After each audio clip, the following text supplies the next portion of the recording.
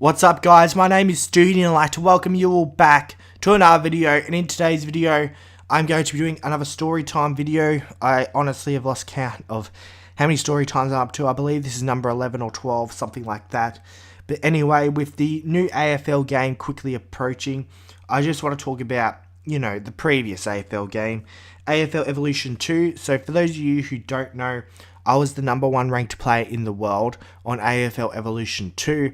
I won something like 1,300 games and I had around 180 losses.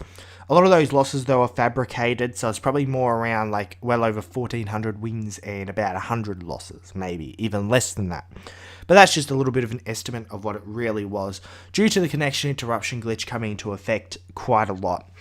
In the later stages, you guys might notice a lot of messed up win-loss ratios on the current leaderboard. That's people who decide to keep playing through the connection interruption era. After the season pack came out in 2021, the game completely was dead due to that glitch, and I stopped playing after that glitch. But lucky for me, I had a very big lead on the leaderboard, so I never had to play again, and I'm still on top of the leaderboard as of right now as a result.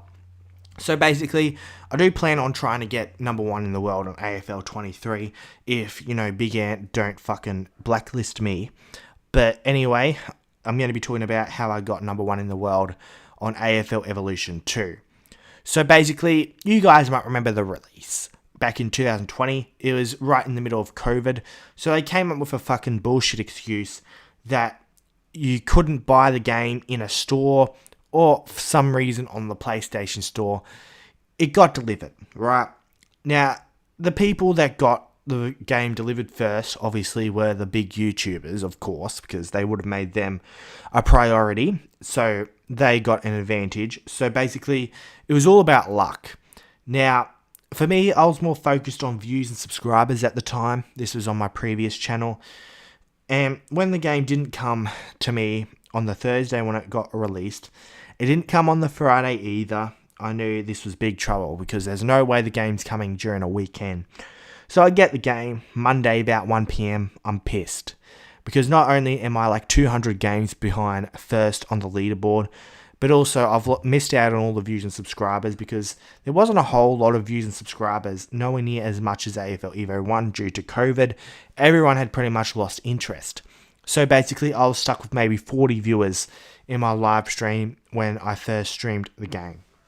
So it was a complete fail, the release, and I only gained maybe 100 subscribers in a month from that game. So very frustrating. It did help me zoom through the 900s and get me to 1k, but still, it was frustrating. I should have had way more than 1k from the game. So basically, I started off like my first 7 games, I believe I lost 6 of them and had a draw. I had a draw in my second ever game, but I just wasn't able to win games. I eventually started winning, got my win-loss ratio to about even, and it stayed at around there for the first, say, 60 games. Now, I started winning. I got on like a 20 or so win streak and, was clearly a good player, and I started getting into the top 10. This is probably within 3-4 weeks of the game being released. At that point, I realized I could catch up and perhaps get really high on the rankings. So I kept grinding and grinding and grinding, and I kept working my way up the rankings. And probably around about May, I was in a position where I could become number 1. So what happened, right, is that I had 4 weeks holiday off of work during COVID, so obviously there was nothing to do other than play the game. So for the first 2 weeks of those holidays, I was just playing AFL Evo 2 non-stop, and I eventually got to number 1 in the world on the rankings. Now, I did it on stream. I got there on stream, and I ended the stream straight away after I got to number 1. I just had to take a break because it was just so draining. I got to number 1. I was so proud of myself. Then by the next day, Andy, who was number 1 for most of the opening stages of AFL Evolution 2, went back above me. He grinded, got way ahead again. I kind of gave up. I was number 1 for a day. I got a screenshot proving that I was number 1 for a day. So I was proud of myself, and I stopped making a huge effort to be high on the leaderboard, and I started focusing on, win streaks. I got on 50 or so win streaks, a 50-game win streak, got robbed because what would happen is that someone would kick a goal, first goal of the game, I'd get the ball, I'd be having a shot for the second goal of the game, they'd rage quit, and there'd be a glitch where, because they were in front at the time they rage quit, they'd give me a loss, that would rob me the streak. That happened when I was on a 52 or so game win streak, and it also happened when I was on a 64 game win streak. That 64 game win streak, it happened just after, I believe, I got to number 1 again, which I'm about to tell you guys about. So I end up dropping to 4th in the world after a while, and then after that, I get robbed my 52 game win streak, so I quit the game for about a week, and then I say, fuck this, I'm just going to get back to number 1 in the world. So I got on there again, I grinded, I worked my way back up to 3rd, got up to 2nd, all I had to do was overtake Aaron. Now Aaron was a massive flog and all that, and then one day he said he wasn't going to play anymore, and that was basically my free pass. I knew I was going to become number 1 again. So I stayed up pretty late one night, and I was on a massive win streak as well. Like, I was on a roll. I was winning. I was 50 plus win streak. If you go on my Instagram, you'll see the photo of when I get back to number 1 in the world.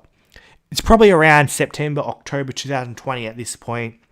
It's a lot later on. The game's not quite as relevant, but there's still a few people playing it. Now, it's like I start work at 5 a.m. or something like that, and it's like 10, 11 p.m. at night, and I'm trying to get the last bit of XP to get on top. I thought I'd get on top a lot earlier, but people rage quit, and you don't get the XP when people rage quit in AFL Evo 2. So that happened. I was getting a lot of wins, but just not the XP. I eventually get that last win where they don't rage quit, and I get the XP I deserve, and I get on top, and I post it to Instagram. I'm really happy. I go to bed. I'm on top of the world again. Now, probably the next day or two, I'm on a 64 or so win streak, and it gets robbed off me because Kulf, one of the biggest ferals in the AFL Evo 2 community, did the thing where he hit the lead, then rage quit, and that robbed me my win streak. Now, he made an ult, so he could do that so that I could verse him on an ult, so I wouldn't know it was him. That's how much of a dirty dog he was. Basically, I started a new streak, got on a 131 game win streak, then the connection interruption glitch happened, robbing me of that streak. I get on another, 20, 30 game streak, before eventually I versed King Dos and let him break the streak of what was 166. Well, I didn't necessarily let him, but he was my main threat to actually break it because he was the only person playing who was a high threat to beat me at the time.